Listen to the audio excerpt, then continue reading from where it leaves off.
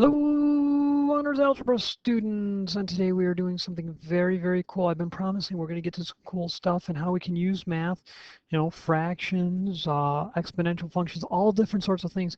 Today, when we're done, you're going to be able to say that you can estimate ages using half-lives.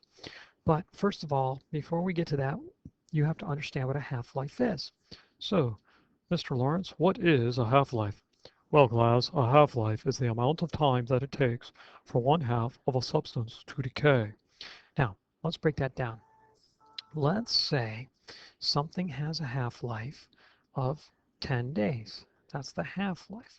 And let's pretend that you had 100 grams of it. Okay, you got 100 grams, right? And in 10 days, when it's day zero, we're starting with 100 grams. 10 days later, you only have 50 grams because it's decaying. Okay, 10 days after that, you have half of this amount, which would take you down to 25 grams. All right, 10 days later, you'd only have half of 25, which is 12 and a half. You see how this works? Now, pardon me one second. So you see, this stuff is actually pretty cool because you can estimate how old the substance is by what you have. For example, if you had the substance, if you had 6 and 2500 grams of it, you know that it's approximately 40 days old. You see what I'm saying? It goes both ways. It's not that you can figure out how many grams will be left. You can go the other way with it. This is the beginning of how scientists believe they started to date things. Like if you see an old fossil when you go to the Smithsonian, they can say, oh, it's approximately 50,000 years old. How do they know that? They carbon-14 dating. Now, I will give you this disclaimer. Carbon-14 dating is becoming outdated. No pun intended there. They're actually developing better ways. I have a nephew at Texas A&M working on his PhD. I believe it's in archaeology, and he's been theorizing and trying to prove a better way to date using some starches, which are types of sugars. That's kind of over my head. I can't explain it very well, but it's good to understand how this comes because it's all mathematically based. Okay, so carbon-14, you'll hear people criticize it, et cetera, et cetera. But it's where it began. It's where scientists first started to say, oh, we can tell how old things are based on their radioactive half-lives. So let's take a look at how this works here. Hold on, where did my, there it goes. All right, so let's go back to this. Carbon-14 has a half-life,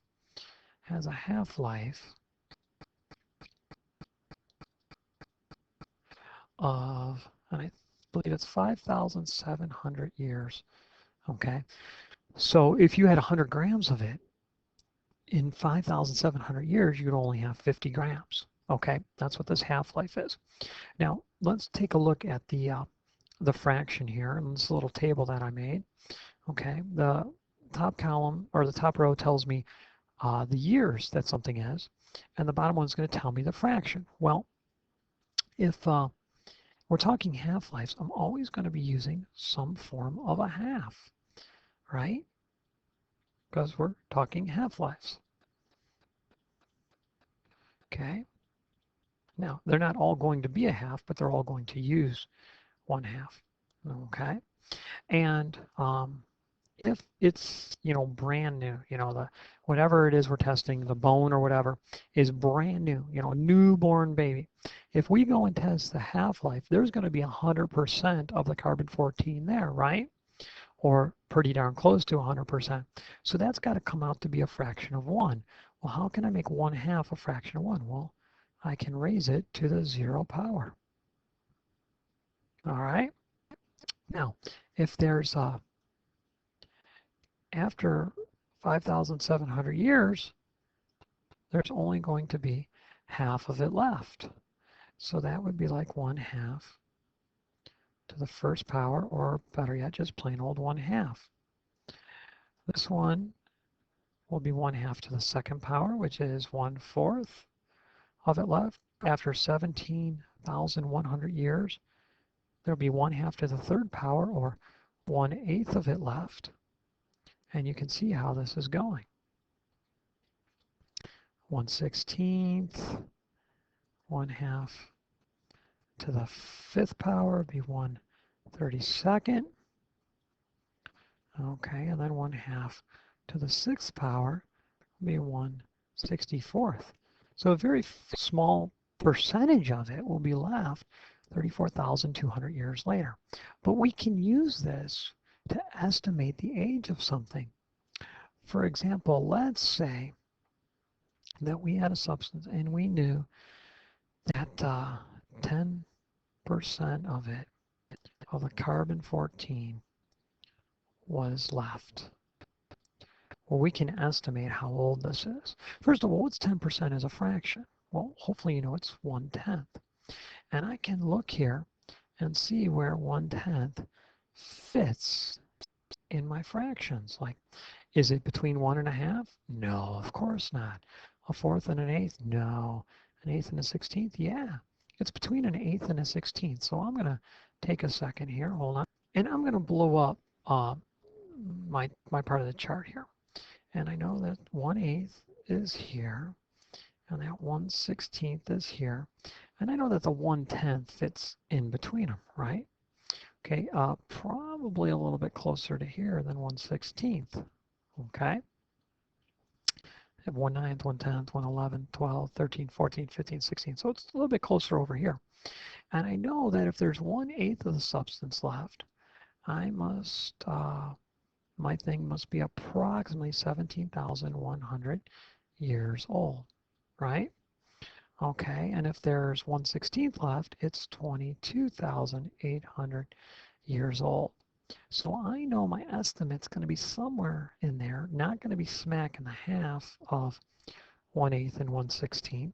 By the way, if you want to, sorry about that, I'm recording at school and the bells are still on. If I want to find what's smack in half here, well, I could call that 2/16, right? Blow up my fraction. I got 1/16. Okay, now I'm going to blow them both up, and I'm going to get 4/16, right? Oh, 4/32, excuse me. Okay, 4/32, and 2/32. So smack dab in the middle must be 3/32, which is pretty close to 1/10, but not quite. It's just a hair under 1/10, right? Because this as a fraction would be, you could do 3/30, and 3/30 is a little bit bigger than 3/32. So it's going to end up being, right about here, right? So it's going to be a little bit less than halfway. Well, if I find out how many years it is, obviously this is 5,700 years from this time, right, to that time. Half of 5,700, we're going to divide by 2, and we're going to get 4, 1, 7, that's going to be an 8, 6, 1, 0, 2850. So that would be smack in the middle. 2850 plus that number, right? So let's see here, 2850. So the number that would be smack in the middle would be 0599. Okay. Now I know my number falls just a little bit before that. So you know what? A decent estimate might be about, what, 19,000 years? So I'm going to say, oops, I'm not in pen mode. It's about 19,000 years old. Isn't that cool how that works? Because I can manipulate the fractions. All right, let's come down here and try another one. Okay, a substance has a half-life of 40 days. Well, I'm going to make that little table, so hold on a second. My table will appear. Okay, so we're trying to determine the substance of a half-life with 40 days, and if 30% of it is remaining, how old is this substance? Well, another way to think about this is in terms of percents. I mean, you can say, well, this number here is 100%, right? This is 50%. This is 25%. This would be 12.5%, right? 116 would be half of that, so 6.25%. Half of that, oh my gosh, that gets pretty small. You're going to have 3.125, okay, and then even smaller, all right, etc.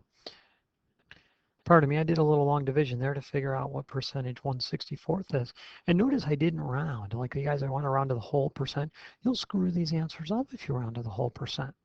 Okay, so I know that 30% is going to fit in between these two guys, right? It's going to be closer to 25 than it is to 50. So let me go here. Okay, 40 days. I know there's 50% left. Okay, and I'm going to draw a little line segment in here. All right, kind of like a timeline. And then I also know down here at this end, I'm going to have 80 days, and I'm going to be at 25%, right? Well, the midway point of that, midpoint is going to be right here, and that would be at 60 days, wouldn't it? And what's in between 50 and 25? Well, you could add them together and divide by 2. That's one way. Or you could have 25 and then add it to 25. And if I do that, it's going to be 37.5. Now, I know I've got 30%. So my 30% is actually going to fall over here somewhere, right? Okay. So I might go ahead and then take halfway between 60 and 80. And halfway between 60 and 80 is 70 days, right? And then if I do 37.5 and 25, I'm going to get 62 and a half. And if I divide that by 2, I'm going to get 31.25, I believe. And so there I'm at 31.25%. Now this is really cool because what was I looking for? I'm looking for 30% left. 30% is going to end up being, you know, like right here. Okay? So if 30% is remaining, how old is it? What do you think, guys? Look at that number. Maybe, say, about 71 days?